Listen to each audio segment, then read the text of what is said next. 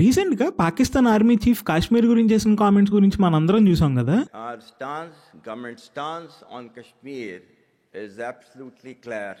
It was our jugular vein. It is our jugular vein. We will not forget it. And we will not leave our Kashmiri brethren. అయితే ఈ comments చూసిన తర్వాత నేను అసలు India పీఓకేని ఎందుకు వెనక్కి తీసుకోవట్లేదా అని చాలా రీసెర్చ్ చేశాను. ఈ వీడియోని కంప్లీట్గా చూస్తే అసలు ఇండియా పీఓకేని వెనక్కి ఎందుకు తెచ్చుకోలేకపోతుందో మీ అందరికీ అర్థమవుతుంది. ఇండియాకి వార్ చేసి పీఓకేని వెనక్కి తెచ్చుకోవడం పెద్ద మ్యాటర్ ఏం కాదు. ఎందుకంటే పాకిస్తాన్ ఆర్మీతో పోలిస్తే ఇండియన్ ఆర్మీ అనేది చాలా స్ట్రాంగ్. కానీ ఇండియా భయపడేది మాత్రం వార్ గురించి కాదు.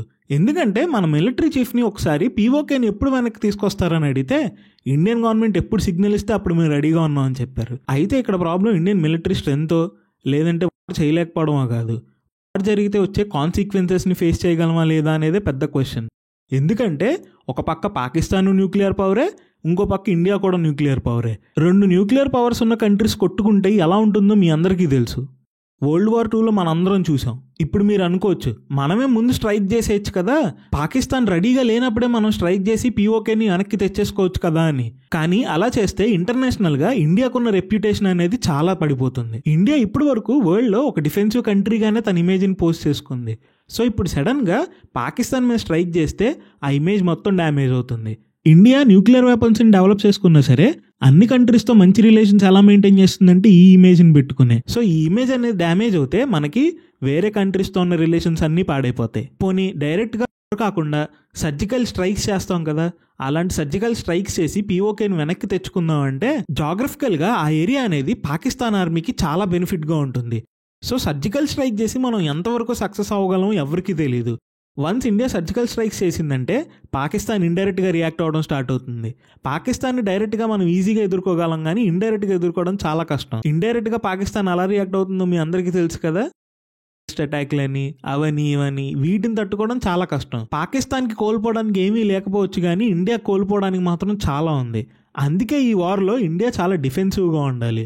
సో డిఫెన్సివ్గా ఉండి మనం ఫస్ట్ స్ట్రైక్ చేయడం అనేది చాలా వరస్ట్ స్ట్రాటజీ. పాకిస్తాన్ ఎలాగోలా మేనేజ్ చేసినా కూడా ఈ విషయంలో చైనా ఇన్వాల్వ్ అయ్యింది. ఎప్పుడైతే పీఓకేని పాకిస్తాన్ ఆక్యుపై చేసుకుందో అప్పటి నుంచే చైనాకి పాకిస్తాన్కి పీఓకేని బట్టి చాలా రిలేషన్స్ స్టార్ట్ అయినాయి. ఈ ఏరియాలో పాకిస్తాన్ చైనా చాలా ట్రేడ్స్ నడపడం స్టార్ట్ చేసింది.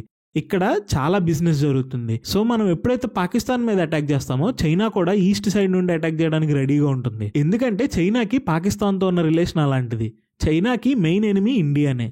అసలు అన్నిటికంటే పెద్ద రీజన్ ఏంటో తెలుసా, ఇండియాలో ఏ పార్టీ రూలింగ్లో ఉన్నా సరే పీపుల్ మ్యాండేట్ లేకుండా ఏ పని చేయాలన్నా చాలా కష్టం. అందులోనూ ఇలాంటి జియోగ్రఫికల్ డెసిషన్స్ తీసుకునేటప్పుడు పీపుల్ ఇంపార్టెన్స్ చాలా ఎక్కువ ఉంటుంది.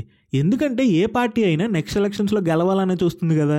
ఇప్పుడు ఇంత పెద్ద డెసిషన్ అనేది పీపుల్ మ్యాండేట్ లేకుండా తీసుకుందనుకోండి, నెక్స్ట్ ఎలక్షన్స్లో డెఫినెట్గా పార్టీ ఓడిపోతుంది. అండ్ ఆల్సో ఎప్పుడైతే ఇండియా పాకిస్తాన్కి యాంటీగా పావులు కదుపుతుందో చైనా ఇండియాలో ఇన్వెస్ట్ చేయడం స్టార్ట్ చేస్తుంది, అధికారంలో ఉన్న పార్టీ ఓడిపోవడానికి. అపోజిషన్కి ఫండింగ్ ఇచ్చి నెక్స్ట్ ఎలక్షన్స్లో బాగా ఖర్చు పెడితే డెఫినెట్గా రూలింగ్ పార్టీ ఓడిపోతుంది.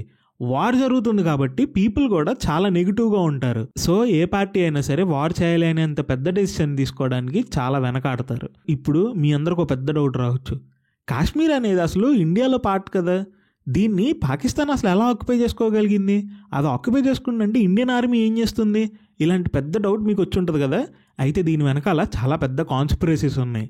ఒకవేళ మీకు ఇంట్రెస్ట్ ఉంటే చెప్పండి, నెక్స్ట్ వీడియోలో అసలు పాకిస్తాన్ ఈ పీఓకేని ఎలా ఆక్యుపై చేసుకోగలిగిందో చెప్తాను. ఈ వీడియో మీకు నచ్చినట్లయితే లైక్ చేసి ఛానల్ని సబ్స్క్రైబ్ చేసుకోండి, మాకెంతో మోటివేషన్గా ఉంటుంది. ఎవ్రీ వీక్ ఇలాంటి ఇంట్రెస్టింగ్ వీడియోస్తో మీ ముందుకు వస్తాను. Thank you for watching the video. జై హింద్, బాయ్ బాయ్.